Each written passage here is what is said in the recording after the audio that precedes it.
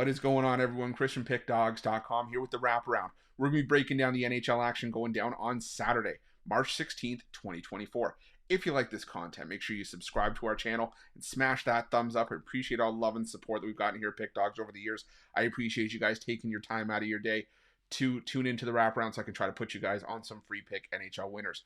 If you're looking for my best bets on the board, the games that I absolutely love, head to pickdawgz.com, click the Premium Picks tab at the top of the page. Got a loaded card of action on Saturday.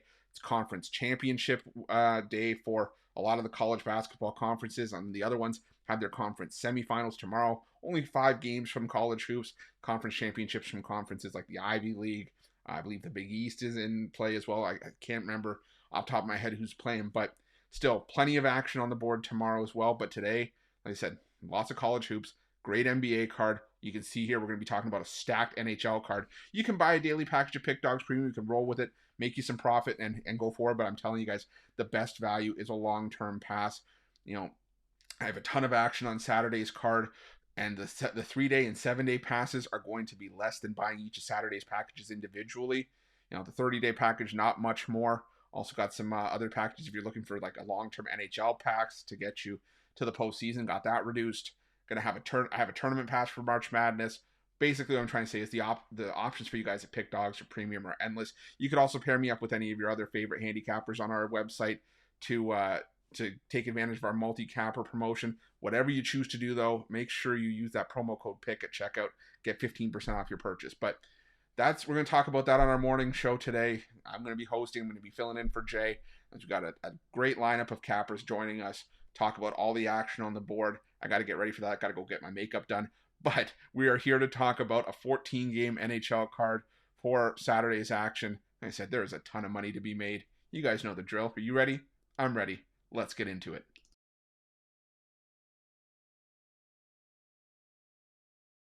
Our first game on Saturday's card takes us to the Little Caesars Arena, where the Detroit Red Wings take on the Buffalo Sabres. And, you know, the Detroit Red Wings, this is still a team that, yes, is fighting for a playoff spot. You know, they're tied for the second wildcard spot in the Eastern Conference, but they're lucky to have not played themselves out of it with 7 straight losses. The Buffalo Sabres, yeah, they haven't played their best on the road, and the last couple times we've seen them on the road, it hasn't been great, but they're only 3 points out of that second wildcard spot. They're chasing down the Islanders and the Red Wings as well.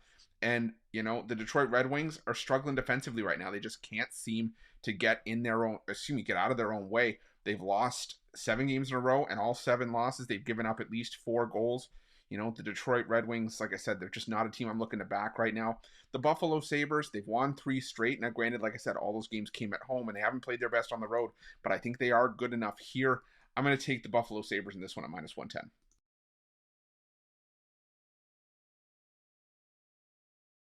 Now we're going to the UBS Arena where the New York Islanders take on the Ottawa Senators, and we're getting to the point in the year where, whether guys want to admit it or not, they look at the standings usually on a daily basis, and especially when they're up against a team that's in the mix as well. And that's what these two teams have here, with the Ottawa Senators and the New York Islanders separated by just a few points in the Eastern Conference standings. But the thing is, the Ottawa Senators have started to play themselves out of the Eastern Conference wildcard race. They're 14 points out with 18 games to go. So they're probably going to be on the outside looking in the playoff picture. The New York Islanders are tied for that second wildcard spot right now. They've got the Red Wings level with them on points. They've got the Capitals a game behind. The Buffalo Sabres that we just talked about, they're 3 points behind. So the New York Islanders need to take advantage of winnable spots wherever they can get them. And I think this is a winnable spot for the Islanders. The Ottawa Senators, they don't play well on the road. This season, the Sens are 9-19-2 away from home. That's a 30% win percentage. It's not going to get it done. You know, historically, the Islanders have played their best hockey on Long Island. They're coming off of back-to-back shutouts to close out their most recent road trip, but I think getting back home is going to help them here. I'm going to go with the New York Islanders on the money line here at minus 166. A bit of a hefty price, but maybe you could use it as a parlay piece for the early slate.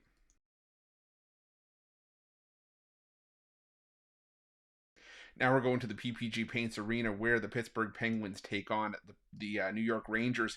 And, you know, normally I would consider this a rivalry, but the Penguins, when it first looked like they were being sellers at the trade deadline, it kind of left you scratching your head like, this team's still in the playoff push. Why would they be selling off pieces? they gotta still be in the playing for something, right? Well, now it's showing like that they knew what they were doing, because now this team is struggling. Sure, they beat the San Jose Sharks 6-3 last time out, finally snapped that losing streak. I don't know if the Penguins want a cookie or a gold star or something. Congratulations, pat yourself on the back. You beat the San Jose Sharks, big whoop. Now you go back home to take on a New York Rangers team that is playing some solid hockey. Yeah, they lost 6-3 to the Tampa Bay Lightning last time out, but I'll tell you what, a lot of teams lose to Tampa Bay in Tampa Bay. Yeah, it's a frustrating loss for the Rangers, but they're still leading the division. The Penguins near the bottom of the Metropolitan Division, not where this team expected to see themselves.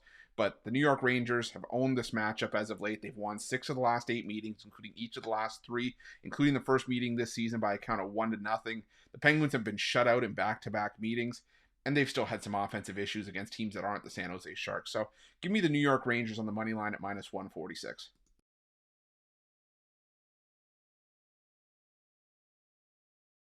Now we're going to the Mullet Arena, where the Arizona Coyotes square off against the New Jersey Devils. And it's a bit of an odd start time for the Arizona Coyotes, but still, it's hard to get behind Arizona right now with any sort of consistency.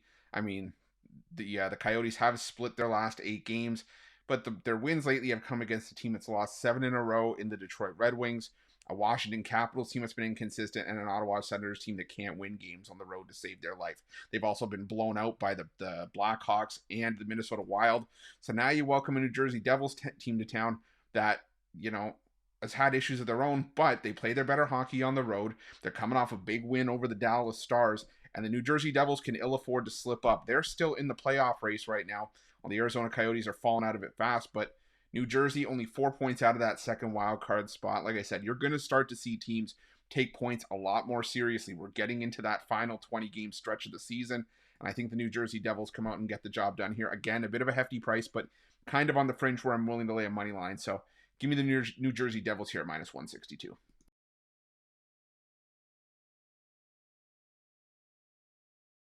Now we're going to the Amerant Bank Arena, where the Florida Panthers take on the Tampa Bay Lightning in a Sunshine State showdown. And, I got burned last time out by the Tampa Bay Lightning because I went on record saying that I think this team's best years are behind them. And, they beat the Philadelphia Flyers 7-0. And then, like we talked about the Rangers game earlier, the Bolts beat the Rangers 6-3. But, okay, the Tampa Bay Lightning play good hockey at home. They're still 21-9-4. I'm going to take those lumps. But what I will say is I stand by the sentiment that I think Tampa Bay's best years are behind them. And I'll tell you where you've really seen that with this Tampa Bay Lightning team is on the road. Florida, they're playing solid hockey. They are coming off a 4-0 loss to the Carolina Hurricanes, and they've split their last 4. But I'll tell you, they have owned the recent history with the Tampa Bay Lightning. They are 2-0 in the matchups this season, winning the 2 meetings by a combined score of 12-4. We just saw Andre Vasilevsky have a solid outing against the New York Rangers. I think he's going to be in for a rough one here. I think the Florida Panthers are now the team that owns the Sunshine State, and I think Tampa Bay, you want to be able to regain form and regain the crown, but like I said, best years are behind you. I'm taking the Florida Panthers here at minus 162.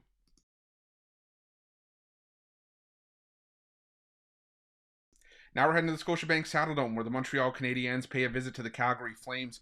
And, the Calgary Flames, I kind of get why they're favored at home, but the Montreal Canadiens have been able to provide value in the puck line underdog role for the better part of the season.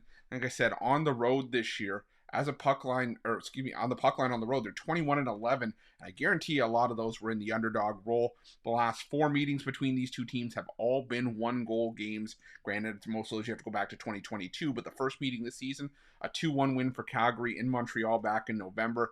Montreal, have played a bunch of extra time games that have gone to like overtime and a shootout, and 6 of their last 9 games have been 1-goal games. Calgary, they've played in some 1-goal games themselves, and even then, when they've been favored in a couple of spots, they haven't necessarily followed through. I'm not about to lay this kind of price with the Calgary Flames just because. I'll take the Montreal Canadiens plus 1.5 goals, and I'll also put a little bit on the money line with them at plus 150.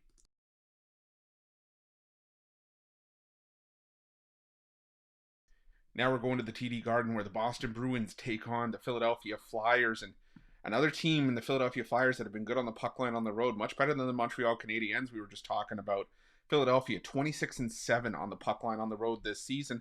The problem is that the Boston Bruins have won 6 straight in this matchup. They're starting to find themselves again, and they are 21-8-6 at home this season. They beat up on teams like Pittsburgh, Toronto, Vegas at home in their last few home games. They did stumble against St. Louis, but they got right back on the horse and beat Montreal. I think that at home, the Boston Bruins played their best hockey. As much as I like the Flyers, I'm starting to kind of get the ick with this goaltending group again of Samuel Ersson and now Felix Sandstrom. I'm going to go with the Boston Bruins to win this one in regulation. I think they make it 7 straight victories over the Flyers.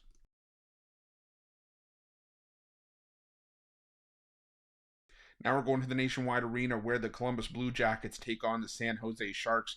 And I'm sorry, but I don't think the Columbus Blue Jackets should be laying minus 192, minus 200 against anybody. Even the San Jose Sharks. Yeah, the Sharks are 6-23-4 on the road, so 6-27 this season. But make no mistake, they've at least been competitive. I mean, sure, they lost to Pittsburgh on the road 6-3, but they battled a Philadelphia Flyers team. It's still fairly solid. I know, just said that they're not my favorite, in the last game, but still, the Flyers are the better team in that matchup, and San Jose took them down to the wire, lost that game 3-2. They played a couple of shootout or extra time games against the Dallas Stars, who've been one of the better teams in the West. They went and took a 1-goal game to the Minnesota Wild. The Columbus Blue Jackets, they've lost 3 straight, 4 of 5, and they've only scored 3 goals combined in those games against Ottawa, Montreal, and Nashville. So I just don't want any part of the Columbus Blue Jackets at this price. I'm going to take a shot here on the Sharks plus the 1.5. Head-to-head between these two teams, even though they don't play all that often. The last 2 meetings and 3 of the last 4 have been 1-goal games, including a 4-3 win for Columbus in San Jose just under a month ago. I'm going to go with the San Jose Sharks plus 1.5.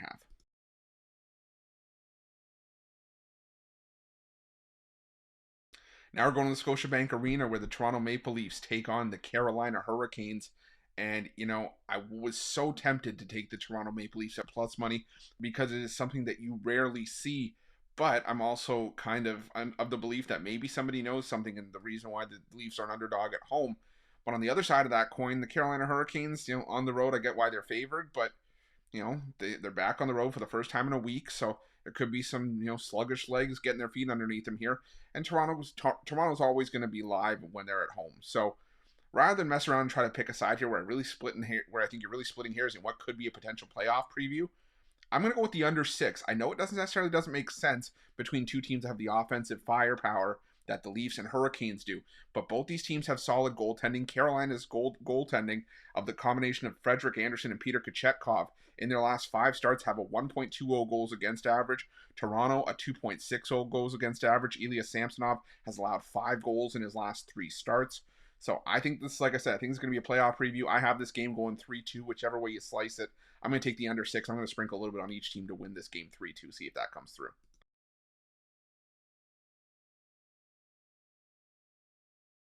Now we're going to the American Airlines Center where the Dallas Stars take on the Los Angeles Kings. And, head-to-head between these two teams, it's really tough to turn down plus money with the Kings when they've played their better hockey on the road and they've alternated wins and losses in each of their last 7, so they're at least being consistent. But the Dallas Stars, I think, are a better team than what they've shown us in a lot of these recent games.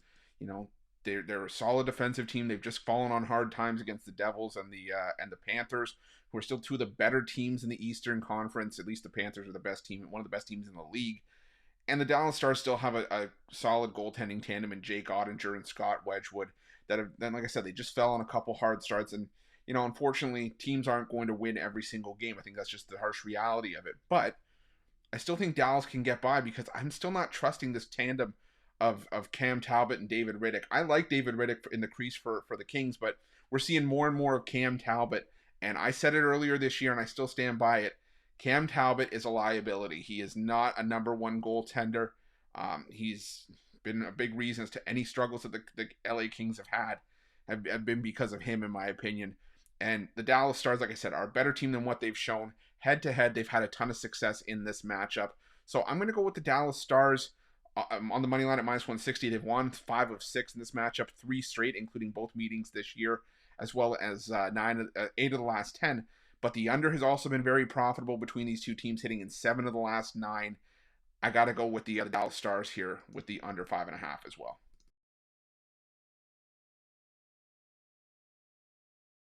Now we're going to the Enterprise Center where the St. Louis Blues take on the Minnesota Wild. And, I've gone back and forth on this game, but I think I'm going to end up on the St. Louis Blues at plus money as a home dog here. The St. Louis Blues, have had their issues over the last couple of weeks, but they're coming off of a pair of back-to-back wins. They beat the Boston Bruins on the road, which is tough. They beat the Los Angeles Kings at home, which is solid considering the Kings play really well on the road. And yes, the Minnesota Wild have won 3 straight and 5 of 6, but it's worth noting that 4 of those 5 wins came against teams that are near the bottom of the NHL or teams that have been struggling, like teams like the Anaheim Ducks, the Arizona Coyotes twice, the San Jose Sharks. Minnesota did get a nice win at home over Nashville, but it's worth noting that Minnesota plays their best hockey at home, where they're 18-12-4 this season, a winning record, compared to a 15-15-3 mark below 500 on the road. So St. Louis, 19-11-1 at home. They play their much better hockey at the Enterprise Center. I got to take the St. Louis Blues on the money line at plus 102.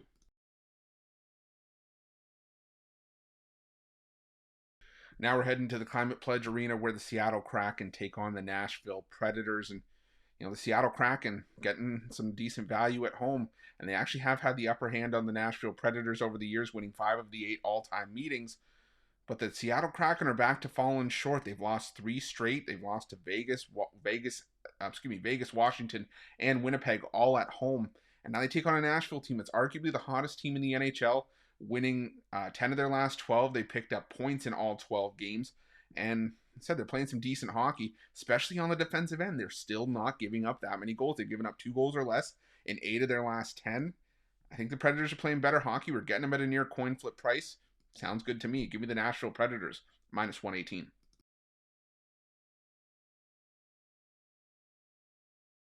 Now we're heading to Rogers Arena, where the Vancouver Canucks take on the Washington Capitals. And, this is a decent price you're getting with the Washington Capitals, who, like I mentioned earlier, are still in the mix in the Eastern Conference wildcard hunt. They're still trying to find their way into the postseason. They're coming off a win over the Seattle Kraken, but make no mistake, the Washington Capitals, for the early part of this West Coast road trip that they've been on, that they have one more stop in Calgary after this, they've been getting rattled. I mean, they did beat Seattle 2-1, and that's all well and good, but we just talked about the struggles that the Kraken have had. Prior to that, they lost 7-2 on the road at Edmonton, 3-0 on the road at Winnipeg. It's not a good look. And the Vancouver Canucks, yeah, they stumbled against Colorado, but okay, it's a loss to the Colorado Avalanche. The Avalanche are still one of the best teams in the NHL. Prior to that, the Vancouver Canucks had won 4 straight, given up 1 goal or less in all those games.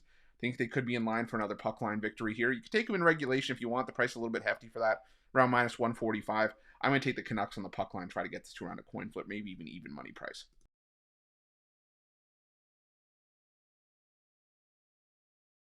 Speaking of the Oilers and the Avalanche, our final game takes us to Rogers Place, where Edmonton hosts Colorado. At Edmonton, they've won back-to-back games in 7 of their last 9. Colorado on a nice 5-game win streak. They've won 7 of their last 8.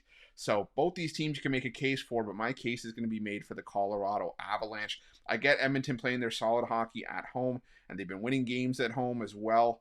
21-8-2, not too shabby whatsoever, but Colorado's had the upper hand in this matchup going back some time now, going back to when the Avs won their playoff series back in the 2022-23 season. But not only that, you are rarely going to get plus money with the Colorado Avalanche. I get it. It's because the Colorado Avalanche are on the road where they haven't necessarily been at their best, but they have won back-to-back road games in 3 of their last 4. And I think they get up for this matchup. I think it's going to be a potential playoff preview. Wouldn't surprise me if we saw this matchup in the Western Conference Finals whatsoever. So I'm going to take the shot on the value here with the Avalanche at plus 108 to round things out. That's it. That's all the NHL action for Saturday, March 16th, 2024. If you like this content, make sure you subscribe to our channel and smash that thumbs up. Make sure you also hit that notification bell in the description of this video below to get notified when all the newest and freshest content drops here at Pick Dawgz. If you're looking for my best bets, again, you can find those at Pick Dawgz Premium. And make sure to let me know your NHL picks in the comment section below. Thanks for watching. Good